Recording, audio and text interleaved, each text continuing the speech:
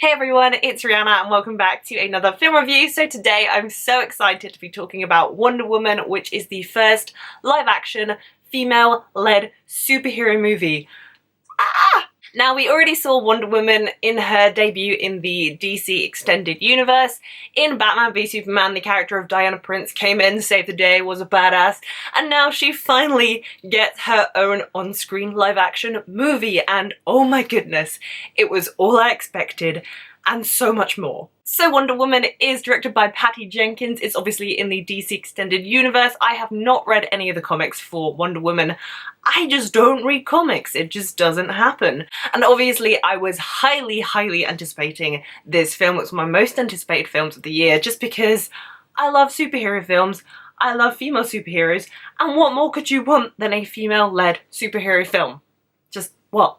And for those of you who haven't seen the film but definitely should see the film, this will be spoiler free, so you're okay to keep watching. Now, Wonder Woman follows the character of Diana, who is an Amazonian princess from the island Thewlis, which was curated by the gods to be hidden from the outside world. Thewlis is an island purely populated by females, and particularly female warriors, and Diana, as the princess, should be protected from her true powers. And that all changes when an American spy named Steve Trevor somehow manages to cross from the outside world into Thewlis in a plane crash, and he reveals to the Amazonians that the outside world is in its biggest war yet, and Diana feels that it's her duty to go out and fight for these people. Wonder Woman shares a lot of qualities that I loved in the first Captain America film. The first Captain America film was a great World War II film that also happened to be a great superhero film, and that is very much the same in Wonder Woman.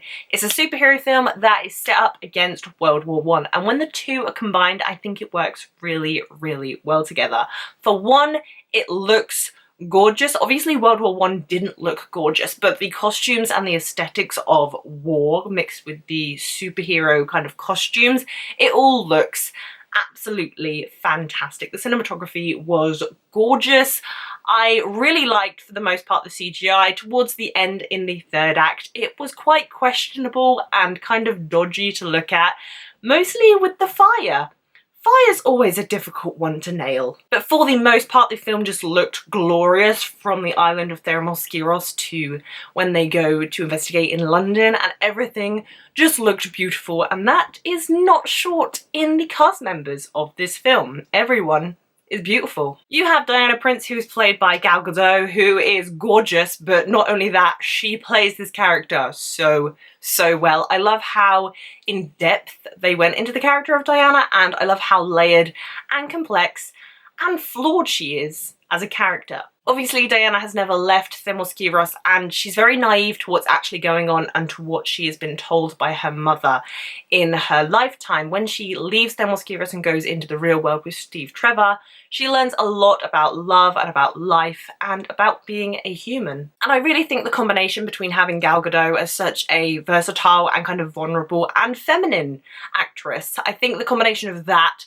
mixed with Patty Jenkins' intimate direction, I think it was a perfect combination. They could have flat out made her character literally just a badass and just kicking ass and being awesome with no layers whatsoever, but I think they absolutely nailed the character of Diana Prince and just made her such a flawed and layered and complex character, especially compared to Batman and Superman in this universe. Like, who are those guys? And I also really like the character of Steve Trevor, who's played by Chris Pine in the film. There are many Chris's in Hollywood, most of them in the Marvel Universe. Here is Chris Pine in the DC Extended Universe, out here kicking ass. I think Chris Pine is a great actor. I think he isn't recognised enough, and I really loved him as this character. Him and Gal Gadot have genuine chemistry together as Steve and Diana, and he teaches her a lot, and I really love their chemistry and relationship together and what they learn from each other. I really like the fact that this film doesn't have such a forced romance in it. I think it actually flowed really well, and I love the fact that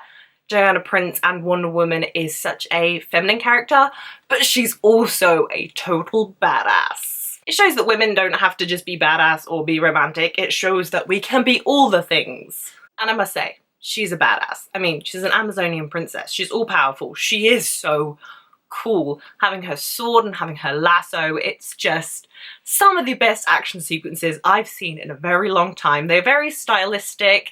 There's a lot of slow motion in there, which I really liked, especially towards the beginning scenes in Thewlis, which was so cool. Like, the fighting scenes and the training scenes were just so perfectly done. Particular scene in the middle of the film that is just so good, and I could rewatch it on replay forever and ever. I like that the film kept the cast kind of small and intimate with its characters. It doesn't try and let you know this weird side character that no one really cares about, and it gives enough development to the side characters that you would really care about them if something bad happened to them. So good on you, DC.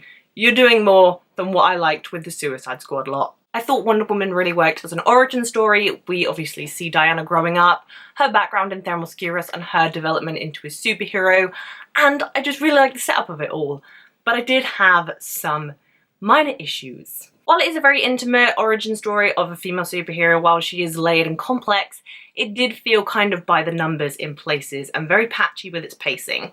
I also mentioned the CGI was not too great in the third act, and my main problem with this film was the setup of the villain. Now, superhero films in general, not just DC or Marvel or anything, do not have a great track record with its villains, and it's something that needs to be fixed. There's a semi-villain in this film that I think is super cool. Would have loved way more development in their character, and I would have loved if they were the main focus, because it would have been so cool. But the main villain, unfortunately, in this film falls flat. It doesn't have much development. It's kind of out of nowhere sort of thing. It is very explained at the beginning of the film, but I don't think the setup was very good. It falls into the category of this villain really doesn't have anything to be mad about, and it's just being mad for the sake of being mad, and I guess that makes sense because a lot of people are mad for that sake. And literally, I loved the whole film up until the third act, and I still really enjoyed the third act. It was super cool, the action was really good, and I really liked the development of both Steve and Diana's character. It was just the villain that was the letdown, but everything else, everything was perfect. But I'm still so happy that Wonder Woman now exists as a live-action film.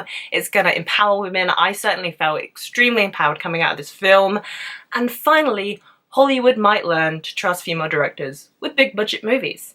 It's not hard, really. So I can't stress enough how much I feel like you need to go and see Wonder Woman. I feel like out of the big-budget movies I've seen in 2017, this is definitely the best. I loved it way more than Guardians of the Galaxy 2, loved it way more than Doctor Strange, probably gonna love it way more than Spider-Man Homecoming, even though I haven't seen it yet, but they need to stop with the trailers. I loved Wonder Woman, and I'm so happy it exists, and I really hope you guys take the time to go and see this film. So if you have gone out and seen Wonder Woman, let me know what you thought of it down below in the comments, and who do you think should be the next female superhero to get her own solo movie? I want Black Widow. If you like this video, please be sure to give it a thumbs up, and if you haven't already, please subscribe to my channel. I'll be putting on new TV reviews and movie reviews every single week. If you want to follow me on social media, there are links for my Twitter, Facebook, Instagram, and Letterboxd down below in the description. And thank you guys so much for watching. That is all I have for you today. Bye!